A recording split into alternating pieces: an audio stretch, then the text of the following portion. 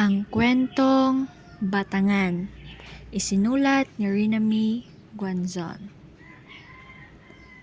Usa ka adlaw, nibisita si Mimi ug ang iyang mga igagaw sa balay sa ilang lola Island. Samtang nang limpyo ang ilang lola, gisaway si Mimi sa iyang igagaw. Wa, Mimi, Miming. Lola, gisungog ko ni Paul. Bati ko na kog pangalan. Sumbong ni Mimi sa iyang lola. Mga apo, kuno nga na ninyo. Dili maayo nga magtinuksuhay mo sa inyong mga pangalan. Ingon ni Lola Island. Ako gani, okay ra kaayo nako ang akong ngalan nga gihatag sa akong ginikanan. Bisan pa og lovers minda ko.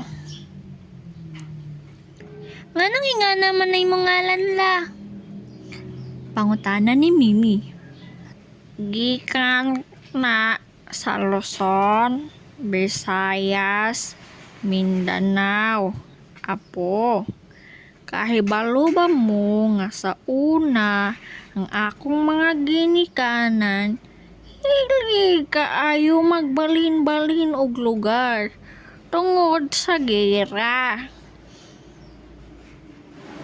Kinahanglan nila mangita og panginabuhian para sa among mag-igsoon.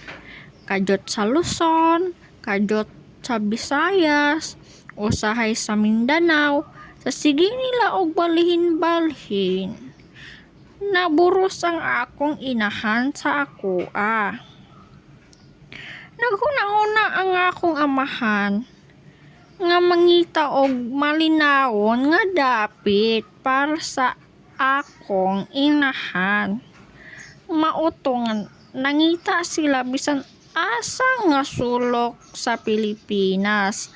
Hangtod nakita nila ang malinawon nga kabukiran sa Mindanao. Sa dapit nga gitawag og Bukidnon. Walay kwarta nga akong ginikanan kaniadto. Pero kakugihan sila mangisda. Ang ilang makuha nga isda, ilang ibaligya o ipabaylo og sigarilyo, sardinas, ngadto sa mga tao sa bukid. Ang baylo ni ini, usa ka hektarya nga yuta. Maunang, nakapanag-iya sila og mayuta kaniadto. Daghan mi mag-igsoon nga kinahanglan jud magkugi. Karon kanang mga yuta nga akong ipamana kaninyo, ibilin nga yuta ngadto sa Batangan. Gusto nako nga inyong ampingan. Lola, nganong sa Batangan man mo pinakauna nagpuyo? Pangutana ni Mimi.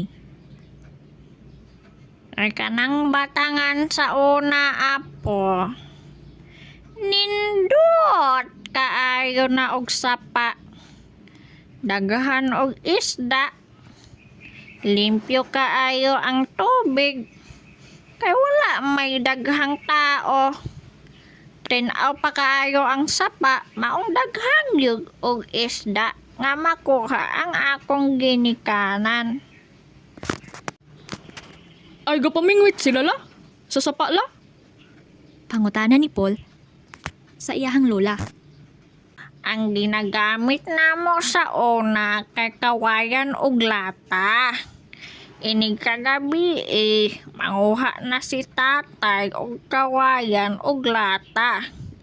Butangan og pagkaon sa sulod para musulod ang mga isda. Inig kasulod nila, dili na sila makagawas. Ibili namo sa sapa, unya inig kaugma. Naana dayon sulod, mauto ang among ibaligya. Pero sa paglabay sa panahon, nagkainay-inay, nagugaw ang sapa. Daghan na mga gakaanod nga batang. Unsay batang la? Pangutana ni Paul sa iyahang lola. Ang batang apo mauna siya ang lawas usa nga sa putol nga kahoy nga naanod sa sapa. Kada buntag mauna lay among makitaan sa sapa. Maong gitawag ang dapit og batangan. Pero la, nganong na may purok malabuaya sa batangan karon? Ang pangutana ni Paul sa iyang lola. Gitawag na og malabuaya kay sa una na may mga tao nga kalit lang og kawala sa sapa. Abi nila og batang o kahoy ang naglutaw-lutaw nga ilang kuhaon para himuong sugnod. Pero dili di adto kahoy, buaya di adto nga nagpaarong ingnon nga batang. Usahay sad, inigutom ang mga buaya, mangawas sila sa sapa. Muadto sila sa yuta nga mala o sa uga para mangita og makaon. Maong mahadlok ang mga tao kaniadto. Bisang mala ang yuta, nagapoy buaya. Maong gitawag na og mala buaya. Paglabay sa katuigan, nisibog og mas nihugaw ang sapa. Og karon gitawag na kini og pulangi. Halala, hadlok man di ay kaayo diha sa una? Matod ni Mimi. Pero la, anong naaman sila ginatawag dira nga purok si Batangan Sitio Panit? Weird kaayo ilang tawag sa lugar. Dirabi aga po yung akong classmate sa una la. Kabalo ka la, katong nangutanan nako sa iya.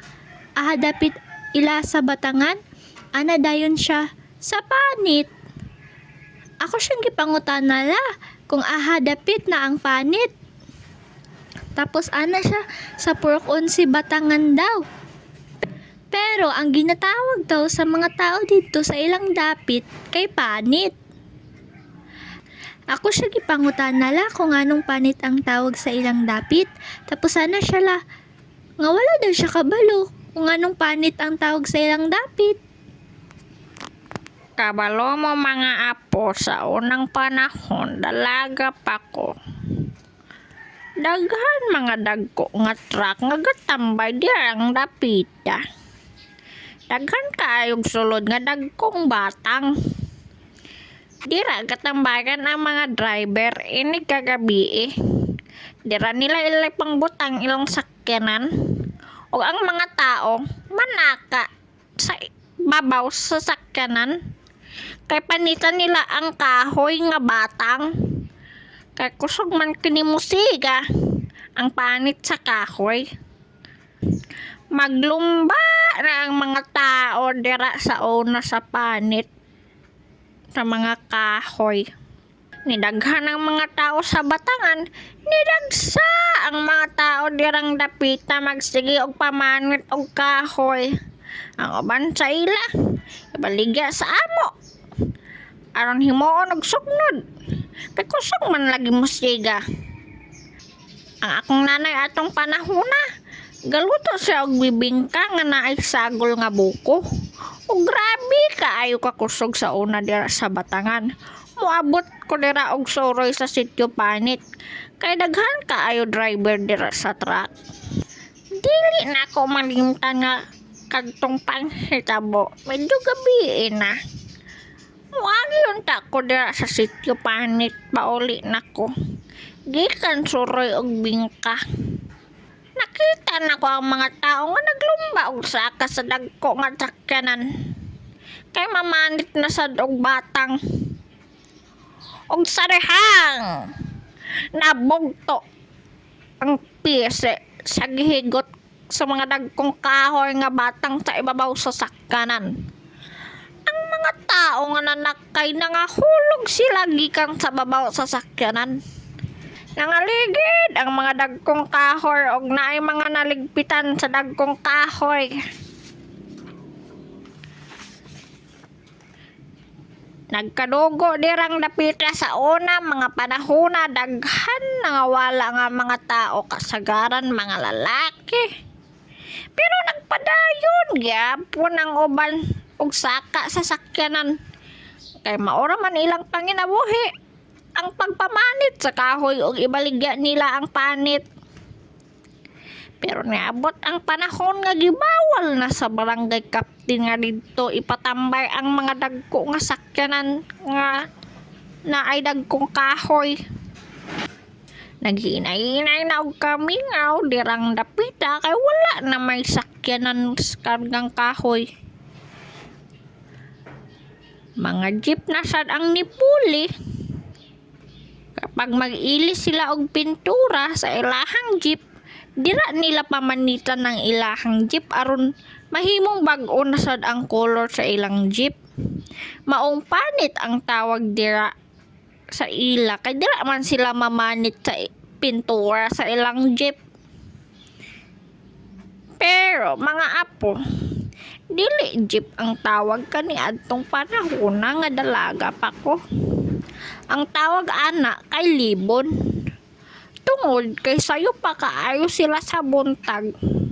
Alas 4 sa kadlawon, saba kaayo, magsigi og panirbato. Aron makabalo ang mga pasahero. Nga manakay sila. Labi na kadtong mga magsayo, muadto og Balensya. Manggawas ang mga libon sa una sayo kaayo sabay mugawas sa mga langgam. Og manguli sila sabay pod sa mga langgam inig hapon. Halala, tsada di kay sa una la ba? Tubag ni Paul sa iyang lula. O apo, pero kaniadto ra to, lahi na karon. Daghan na kag sakyanan. Bibo na dito. Mao nga pag-ilis na, kay mga tutag batangan, apas ta nila. Muadto ta sa Andia Resort, Malabuaya. Sa Malabuaya la? Basta na ay buaya dito la ha?